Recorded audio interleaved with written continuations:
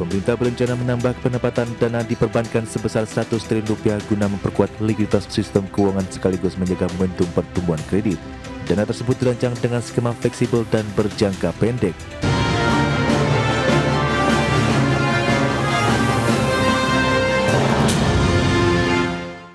Ya, pemirsa, pemerintah akan kembali menempatkan dana di perbankan sebesar 100 triliun rupiah untuk menjaga momentum pertumbuhan kredit. Namun dalam kebijakan injeksi pendanaan kali ini, pemerintah ingin menerapkan skema yang lebih longgar.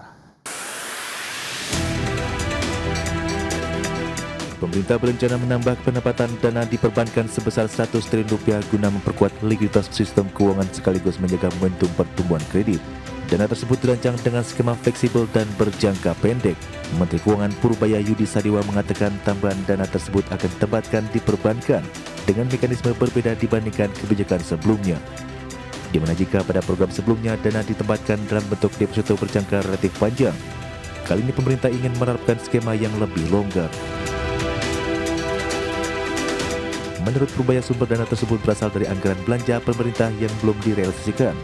Pemerintah memilih menempatkan dana tersebut di perbankan agar dapat dimanfaatkan untuk memperkuat likuiditas sistem keuangan sekaligus mendorong penyaluran kredit.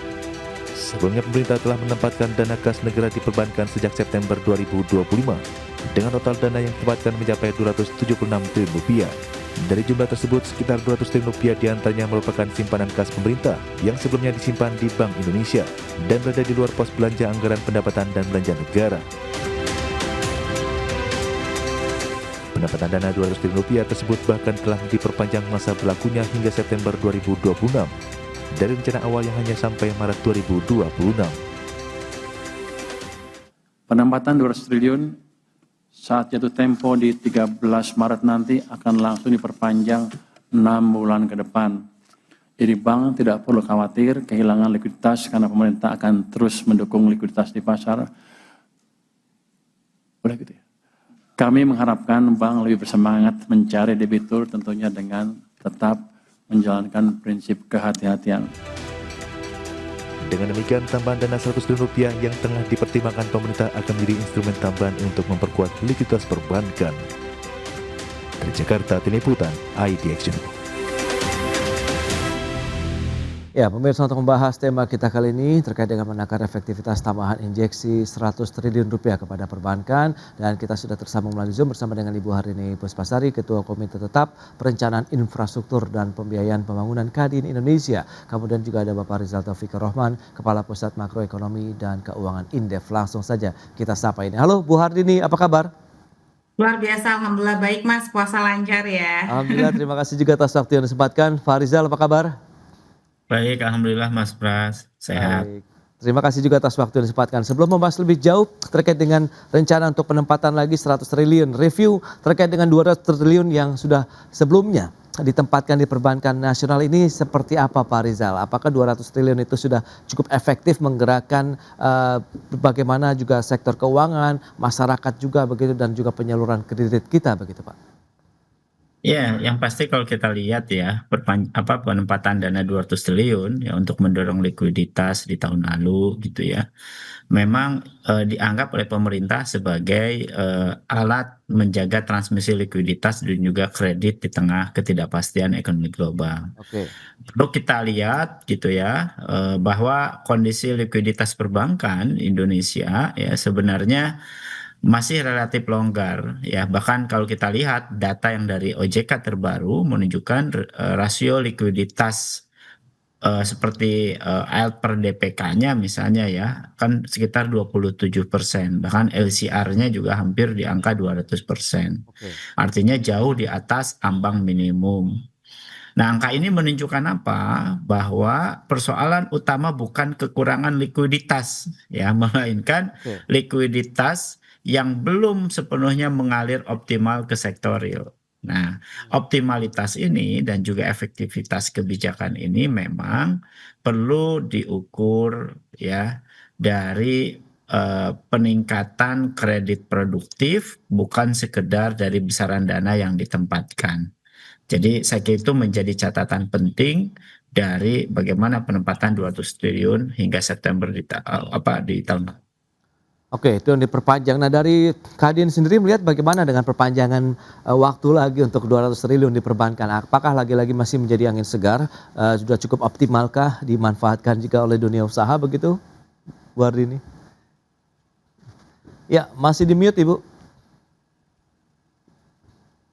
Jadi Ya, rencana pemerintah menambah penempatan dana ini 100 triliun ini tentunya ke perbankan ini pasti kalau dari pandang ini sangat positif sekali ya. oke. Tapi tentunya kan oleh ini bersyarat oleh dunia usaha, termasuk kalangan di Kadin ini muncul dukungan bagaimana menjaga likuiditas. Namun dengan penekanan kuat, bagaimana dana tersebut ini bisa benar-benar mengalir. Jadi tadi setuju saya dengan apa yang disampaikan Pak Rizal bahwa ini bukan masalah tambahannya tapi bagaimana mengaliri penyaluran dananya. Karena dari perspektif dunia penempatan dana ini dapat memperkuat kemampuan bank dalam terutama untuk investasi, ekspansi usaha, di mana sendiri ini menyatakan tambahan 100 triliun ini selain memperluas biar kredit itu lebih agresif, di mana untuk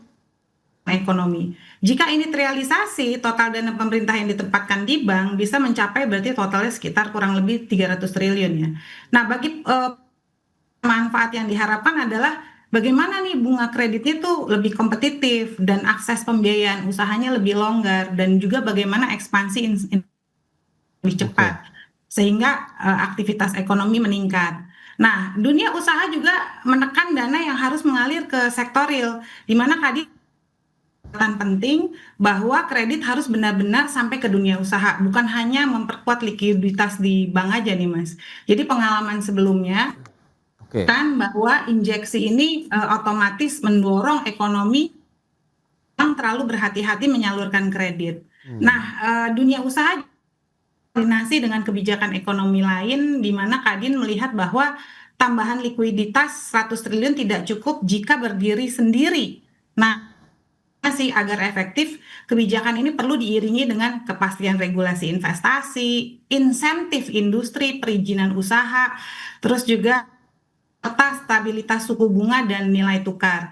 Karena tanpa adanya perbaikan, iklim usaha, dunia usaha tetap akan menahan ekspansi meskipun sedia gitu Mas Pras. Oke, oke. Nah, Pak Rizal juga tadi sempat membawahi bahwa memang tidak kekurangan likuiditas ya terkait dengan kondisi perbankan dengan ada tambahan 200 triliun, kemudian ada wacana lagi menambah lagi 100 triliun. Lantas urgensinya di balik rencana untuk penambahan ataupun penempatan dana 100 triliun sendiri seperti apa Pak Rizal? Ya, kalau kita bicara likuiditas perbankan, memang tadi masih solid gitu ya. Bahkan Ya, urgen di kebijakan ini yang justru nampaknya bukan semata urusan menyelamatkan perbankan ya, terutama likuiditas, oke. tetapi bagaimana mendorong perbankan supaya lebih berani menyalurkan kredit ke sektoril kayaknya gitu ya. Ya, Jadi pada saat ketidakpastian global semakin meningkat ya. Bahkan tadi saya sampai sebelumnya bahwa katakanlah OJK saja mencatat kredit per Januari 2026 tumbuh kan hampir 10% year on year. ya. DPK-nya juga tumbuh lebih tinggi, hampir di angka 13,5% ya year on year. Ini menunjukkan apa? Dana perbankan itu tumbuh lebih cepat daripada penyaluran kredit. Lagi-lagi tadi masalah penyaluran ini ya. Oke. Artinya apa? Pemerintah tampaknya ingin mempercepat intermediasinya ya terutama di bank-bank himbara gitu yang kreditnya juga tumbuh di angka 13%-an ya. Jadi motif utamanya kalau kita baca ya adalah stimulus intermediasi bukan krisis likuiditas. Itu sih Oke. Mas Pras. Baik, nah lantas bagaimana Anda melihat dari sisi bottleneck-nya lah Pak Rizal begitu dengan kondisi saat ini. Dari sisi penyaluran kredit, apakah ini prinsip kehati-hatiankah atau Anda melihat ada hal lain begitu Pak? Saya kira kalau kita lihat dari strategi ini ya atau kebijakan ini dilakukan pemerintah, nampaknya ya pemerintah ini harapannya intermediasi capital gitu ya ke kredit ke sektor real gitu.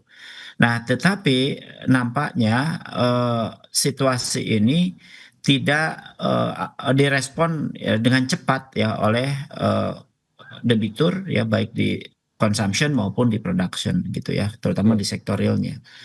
Nah, mengapa? Karena ada bottleneck di situ. Ya, bottlenecknya saya kira tidak hanya karena masalah market gitu ya, karena demand market juga sedang melemah. Oke. Ditambah sekarang situasinya ketidakpastian global dan geopolitik dari eksternal ya, dengan lonjakan harga minyak ya, kemudian juga kurs yang meningkat bahkan sampai menyentuh hampir 17.000 per US dollar gitu ya.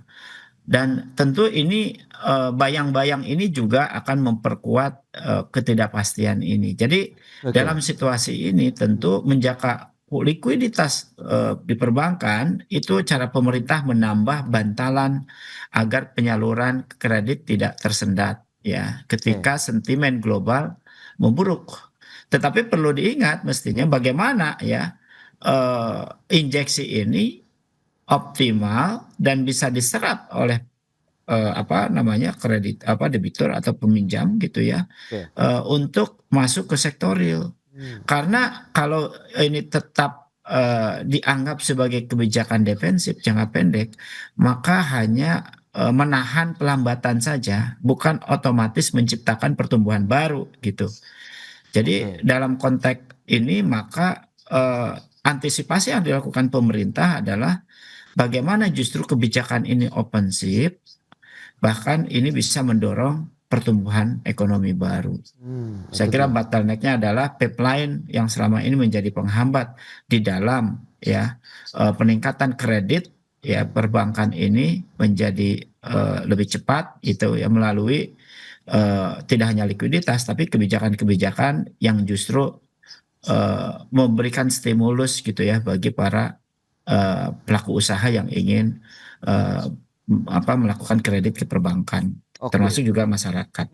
Ada stimulus juga yang diberikan ya untuk supaya mereka semakin tertarik dan bergairah juga untuk mengajukan pinjaman. Nah, lantas kita tahu target dari pemerintah sendiri dengan penambahan ini adalah menjaga momentum pertumbuhan kredit begitu. Apakah dari sudut pandang Kadin hambatan utamanya dari penyerapan kredit ini seperti apa? Kita bahas nanti di segmen berikutnya. Bu Hardini, Pak Rizal, kita akan jeda dulu sebentar ya. Dan pemirsa, kami akan segera kembali sesaat lagi. Iya, Anda masih menyaksikan Market Review pemirsa, dan berikut ini kembali kami sampaikan data untuk Anda, kita akan cermati bersama seperti apa sih data dari realisasi penyaluran kredit perbankan ya. Kita lihat dari Juli 2025, Agustus, September, Oktober, November sampai dengan Desember 2025 ini trennya naik terus untuk penyaluran kredit perbankan nasional kita ya. Dari sekitar 8,1 triliun kemudian meningkat lagi begitu ya menjadi 8.693,97 triliun. Dan di Januari 2006 ada sedikit penurunan menjadi 8.557 triliun rupiah untuk penyaluran kredit perbankan kita.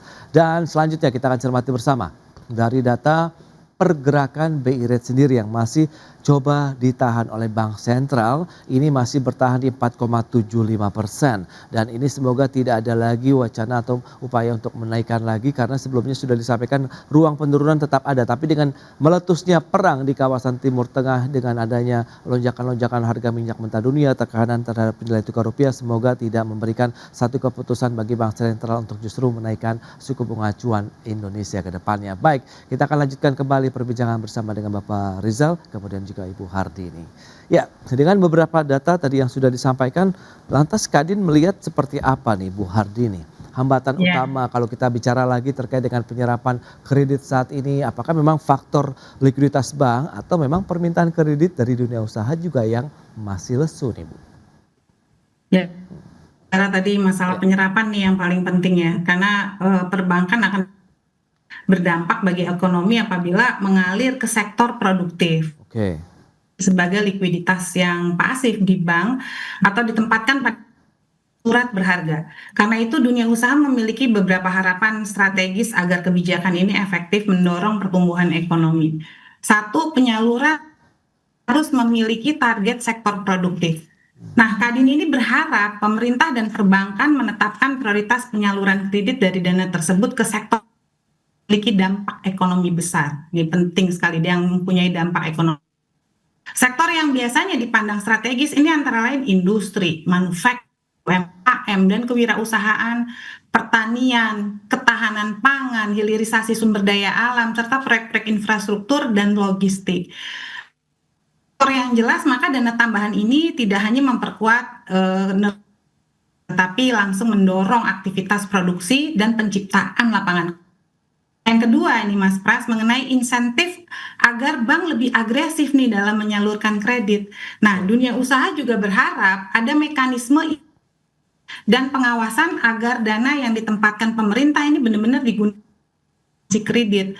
Beberapa skema yang sering diusulkan antara lain penyaluran kredit minimum dan dana tersebut monitoring berkala oleh regulator serta insentif bagi bank yang menyalurkan kredit ke sektor prioritas. Nah, ini tujuannya agar bank tidak memilih opsi yang lebih aman seperti menempatkan dana di surat berharga negara. Nah, yang ketiga, bagaimana skema pembiayaan yang lebih fleksibel bagi dunia usaha. Kadin menilai bahwa agar dana ini terserap, perbankan itu perlu menyesuaikan model pembiayaan dan kebutuhan dunia. Jadi ada beberapa hal yang diharapkan pelaku usaha antara lain terkait dengan tenor kredit yang lebih panjang, bunga yang lebih kompetitif, skema pembiayaan rantai, jadi mengenai supply chain financing-nya bagaimana, dan kemudahan akses kredit bagi UMKM. Jadi jika skema kredit lebih adaptif terhadap permintaan kredit dari sektor real akan meningkat secara alami. Nah, lainnya itu mengenai penguatan program penjaminan kredit dan juga sinkronisasi investasi dan industri. Dalam penguatan program penjaminan kredit, ini dianggap beresiko lebih tinggi seperti UMKM di pertanian, atau Kadin mendorong penguatan lembaga penjaminan kredit. Nah, kalau terkait dengan sinkronisasi dan kebijakan investasi dan industri, Kadin juga menekankan dalam penyaluran kredit tidak ditentukan oleh likuiditas bank. Jadi agar dana 100 triliun ini benar-benar terserap, perlu dukungan oleh kepastian investasi, percepatan proyek strategis nasional, kemudahan insentif industri dan hilirisasi, Mas Pras. Baik, tadi juga sudah disampaikan begitu ya Pak Rizal dan juga Bu Hartini di awal begitu, bahwa mungkin nanti yang 100 triliun ini kebijakannya akan lebih longgar lagi. Nah, seperti yang diharapkan oleh Kadin tadi, Bu Hartini menyatakan bahwa tenornya kalau bisa lebih panjang, bunganya lebih kompetitif. Nah, Pak Rizal, dari sisi perbankannya masih ada ruang tidak untuk bisa melakukan itu yang sesuai dengan keinginan dari pelaku usaha? Ya seharusnya menciptakan itu ya.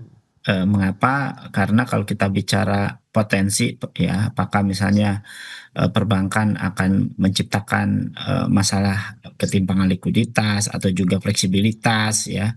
Saya kira ini momennya ya. Jadi ketika pemerintah menempatkan dana besar ya, maka perbankan kan tentu mendapatkan keunggulan funding ya dibanding bank yang lain kan gitu ya, baik swasta maupun BPD di daerah. Tapi dalam jangka pendek ini kan memang punya jangkauan kredit lebih besar, kemudian lebih cepat dipakai sebagai tool strategis di perbankan.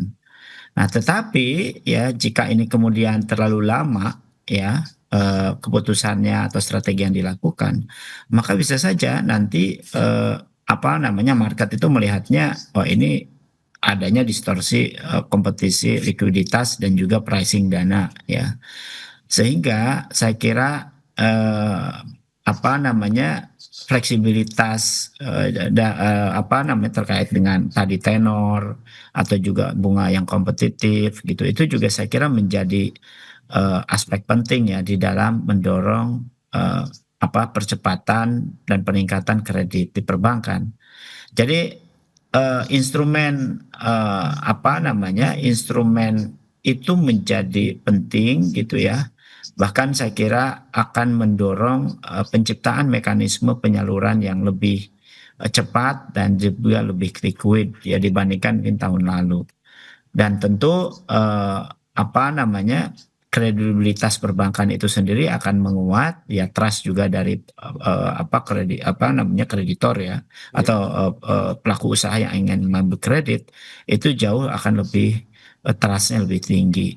Nah, tapi tentu saja harus ke sektor-sektor real ya, tidak ke sektor-sektor ke sektor real yang produktif ya, padat karya, kemudian basisnya katakanlah UMKM, kemudian juga sektor-sektor pangan yang notabene mensupport juga program-program pemerintah yang inline, Oke. perumahan, katakanlah begitu ya, atau juga berkaitan dengan dorongan penciptaan rantai pasok yang kuat ya di dalam logistik ya, untuk efisiensi dan lain-lain. Ya, itu saya kira menjadi penting bagi perbankan gitu ya untuk mempercepat likuiditas, serapan likuiditas oleh pelaku usaha. Baik, itu dia. Nah, lantas harapan dari pelaku usaha sendiri seperti apa? Likuiditas sudah ada, kemudian bagaimana perbankan diharapkan untuk bisa agresif lagi menyalurkan kreditnya pun juga diharapkan on the track begitu. Nah, pelaku usaha sendiri bagaimana untuk bisa memanfaatkan membanjirnya likuiditas kredit di perbankan nasional kita, khususnya di Himbara ini, Bu Hari ini? Iya, Mas. Jadi tentunya nih pasti kalau pandangan dari Kadin itu bagaimana penempatan dana pemerintah di perbankan ini nggak hanya bergantung pada likuiditas, tapi pada sinergi yang kuat nih. Ada pemerintah sama usaha untuk memastikan dana tersebut benar-benar mengalir produktif dan layak secara ekonomi, di mana sinergi agar pembiayaan ini tidak berjalan secara sporadis, tetap sektor yang mampu mendorong pertumbuhan ekonomi. Nah, beberapa sinergi diharapkan forum koordinasi strategis antara pemerintah, perbankan, dan dunia usaha, di mana Kadin mendorong dibentuknya forum koordinasi atau bersama yang mempertemukan pemerintah, perbankan, dan pelaku usaha, di mana forum ini dapat berfungsi untuk mengidentifikasi kebutuhan pembiayaan, memetakan proyek-proyek investasi yang siap dibiayai, mempertemukan pengusaha dengan lembaga pembiayaan. Dengan mekanisme ini, dana yang pemerintah tidak hanya menambah likuiditas, tapi tetap langsung terhubung dengan kebutuhan investasi dunia usaha. Di mana dalam penyusunan proyek produktif nasional misalnya, Kadin memandang penting adanya daftar proyek atau pipeline investasi yang jelas dan terakurasi. Nah, proyek yang dapat teralin itu ada proyek hilirisasi industri, pengembangan kawasan industri dan logistik, proyek pertanian dan ketahanan pangan, penguatan dan UKM, investasi energi dan infrastruktur daerah. Nah, jadi pipeline yang jelas, perbankan dapat lebih mudah melakukan penilaian kelayakan pembiayaan dalam mempercepat proses kreditnya. Nah, yang ketiga tuh kolaborasi dalam pemetaan kebutuhan pembiayaan daerah. Karena Kadin dapat membantu pemerintah dan perbankan investasi di berbagai wilayah. Jadi kita bisa lihat potensi ekonomi daerah dapat diidentifikasi lebih awal, pelaku usaha lokal juga dihubungkan dengan terus juga proyek-proyek daerah layak secara ekonomi dapat memperoleh akses pendanaan. Nah, terus juga penyederhanaan proses pembiayaan proyek strategis. Jadi Kadin berharap pemerintah dan perbankan dapat bekerja sama untuk menyederhanakan proses pembiayaan proyek-proyek strategis. Hal ini mencakup percepatan proses regulasi investasi, di mana yang terakhir nih Mas Pras, pemantauan bersama terhadap dampak pembiayaan. Sinergi ini perlu mekanisme pemantauan bersama untuk memastikan pembiayaan yang disalurkan benar-benar berdampak pada perekonomian, di mana ini untuk investasi sektor real, pertumbuhan usaha di daerah, penciptaan lapangan kerja, dan kontribusi terhadap pertumbuhan ekonomi nasional. Itu dia yang diharapkan ya, ada kolaborasi yang kuat dari pemerintah, perbankan, pelaku usaha, meskipun kita tahu tadi sudah disampaikan juga oleh Pak Rizal, bottleneck juga harus segera dituntaskan begitu untuk menyikapi juga kondisi dari tidak hanya dari domestik ya, sebenarnya eksternal pun juga sedang menekan kondisi ekonomi di dalam negeri, dan semoga tadi dengan adanya tambahan amunisi baru begitu untuk penyaluran kredit perbankan di tahun ini akan lebih membuat daya tahan ekonomi kita juga lebih solid begitu. Baik, Bu Ardini, Pak Rizal, terima kasih banyak atas informasi update dan juga insight yang sudah diberikan kepada pemirsa pada hari ini. Selamat melanjutkan aktivitas Anda kembali, salam sehat, sampai berjumpa kembali Bu Ardini, Pak Rizal, terima kasih. Salam sehat, salam bahagia. Sama-sama Mas Pras. Baik pemirsa, 1 jam sudah saya menemani Anda dalam Market Review, dan perbaharui terus informasi Anda hanya di IDX Channel, your trustworthy and comprehensive investment reference. Karena urusan masa depan harus terdepan, aku investor saham.